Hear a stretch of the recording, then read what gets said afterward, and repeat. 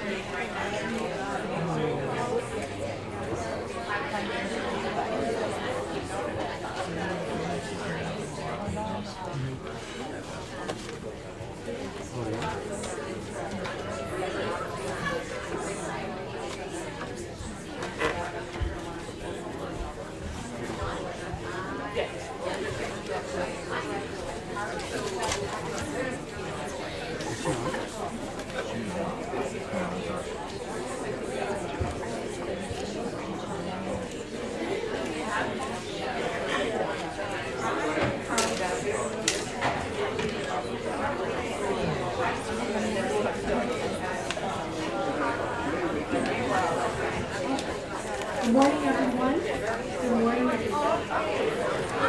We're getting ready to start this exciting panel discussion.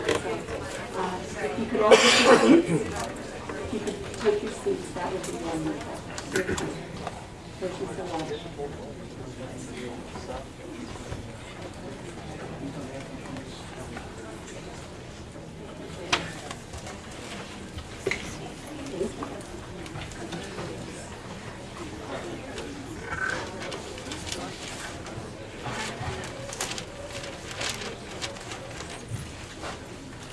Good morning, everyone. Come in quickly and take your seats. We're almost ready to get started.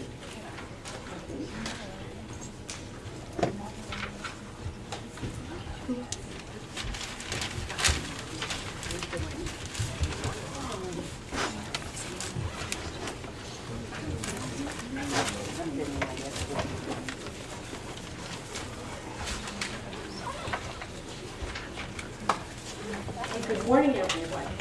Good morning again, and welcome to today's Global Business Forum exciting panel discussion on integrative healthcare. I'm Julianne Trybulski. I'm the Associate Dean here at the University of Miami School of Nursing and Health Studies for the Master's and the DNP program. And I'm very pleased to be able to join you today. Unfortunately, Dean Caragallo is scheduled to be here, and she cannot be here today due to a family emergency. So we regret that, and she regrets that. So thank you for joining us. It's wonderful to have you here for what I think will be a lively and very informative discussion. But before we get started, I'd like to take a minute to introduce the distinguished panel we've assembled here today to help us explore this topic. First, we have Todd Ambrosia. Todd Ambrosia is an assistant professor of clinical nursing here at the University of Miami. He holds a PhD in nutrition and health promotion from Clayton College and a DNSC in nursing education from Bryan University. He is a National Bravewell Fellow in integrative medicine. Dr. Ambrosia has completed a postdoctoral fellowship in integrative medicine at the University of Arizona. I'll get there one day, right? University of Arizona School of Medicine with Andrew Weil, who's a very noted physician in integrative health. His recent research involves developing an interdisciplinary graduate integrative health program and improving outcomes in chronic illness in school-based wellness centers. Thank you, Dr. Ambrosia. Next, we are pleased to have Susan Luck with us here today. She's a holistic nurse educator, a medical anthropologist, and a clinical nutritionist, and has been practicing in an integrative healthcare model both in the U.S. and abroad for over 25 years. She is a national speaker, writer, and consultant for organizations that are pioneering the emerging integrative health care paradigm. She continues to serve on the executive committee of the University of Miami's Integrative Medicine Conference, and we're very pleased to have Susan join us today. And last but certainly not least, we have Maria Shojak. Maria is a graduate of the University of Miami and is one of our Board of Trustee members. She's also a member of the University of Miami's Medical Affairs Committee. She's a member of the School of Nursing and Health Studies and School of Communications visiting committees, and a member of the Board of Directors for the University of Miami Alumni Association. She is also a Reiki master and has been one since 1985. So welcome us. But Ms. Shojai, just wait, sorry, another thing I want to interject about Ms. Shojai. She believes in incorporating practices of Eastern modalities together with Western therapies, and had fully recovered from an almost fatal car accident in her teens, which led to her curiosity to research and search how Eastern medical therapies helps restore health and how integrative healthcare as a whole can be utilized to improve patient recovery. We're really grateful for you to be with us today. Thank you. I'd like to thank all of the panel for joining us, but I'd like to begin with first an open panel discussion on some information about integrative healthcare, some advances, and some impact on global issues that it's having today. So I'd like to begin with Dr. Ambrosia, if I might. Todd, what would you say are the high-impact revenue-generating initiatives and interventions that organizations may implement that can increase healthcare promotion?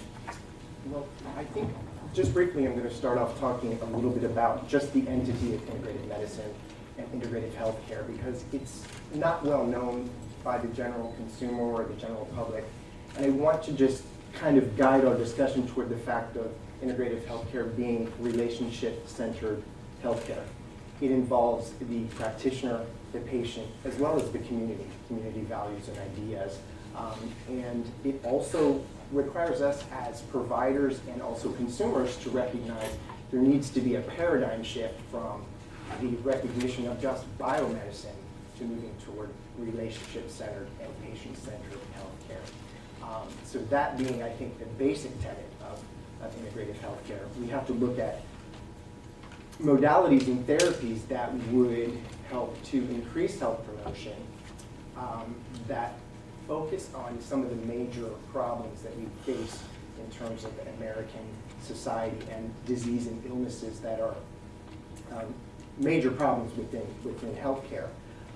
So when we talk about programs that are important and programs that have been, I would say, anchor programs at some of the institutions that function within the consortium of academic healthcare centers that are functional integrative medicine, we look at areas that focus on cardiovascular health, oncology, and also looking at orthopedics and pain management and musculoskeletal medicine as being departments and programs that have been pivotal in implementing integrative healthcare and integrative healthcare programs and paradigms within their departments, and have generated revenue. Looking at oncology, looking at upwards of $77 million in oncologic programs, pain management programs, $1.5 billion in terms of revenue generated.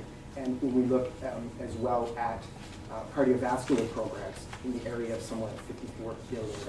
And these come from the Institute of Medicine report, the summit in 2009, that the Institute of Medicine convened at that point to look at integrative healthcare, look at integrative medicine and how it's functional in healthcare today, and how we can move forward as a society to not just call integrative medicine or integrative healthcare as an entity separate but among medicine and healthcare, but let's drop off integrative and call it healthcare and function within that paradigm and move forward with that. Thank you for that nice introduction. Susan. I would just like to dovetail on what Todd was speaking to. I've been watching how the national conversation has been changing over 25 years, and where we're moving from this disease-oriented model to a wellness and prevention model. As in the IOM report, the President's Healthcare Reform Bill, and also some recent developments where a National Prevention Council has been formed, really looking at research, education, and how we can integrate this. And so I think this is an incredible moment where we see the cost of disease care and the potential for really lowering the cost by bringing in modalities and ways of being with people that's much more patient-centered, as we call it. And I think that the integration, also a very important piece for me, working with in holistic nursing, is that we also not just replace one modality for another as a way of saying this is integrative medicine, but really honoring the body, mind, spirit of the individual, their culture, their belief systems, and really the totality of an individual and how all of that impacts their health and well-being, and to really create a whole new paradigm that maybe is part of many other cultural traditions, and we're just kind of, the pendulum is swinging back to some of the real basics about human caring. Thank you. Thank you. Maria? Okay. As a trustee of the University of Miami, I'm working with the university in moving forward integrative medicine. It has been a lifelong passion of mine to integrate the Eastern ways of thinking towards health with the Western ways. What the gaps in the Eastern medicine, the West doesn't, and the gaps in the West, the East can fill. So I think that integrated both Eastern and Western medicine is the perfect solution to the health of a patient. That's great. I'm going to have a couple of questions because you all have raised some very interesting things that I think you might want to expand on. Todd, for instance, I know you touched briefly on what some possibilities are in this new environment of healthcare to bring revenue in and generate.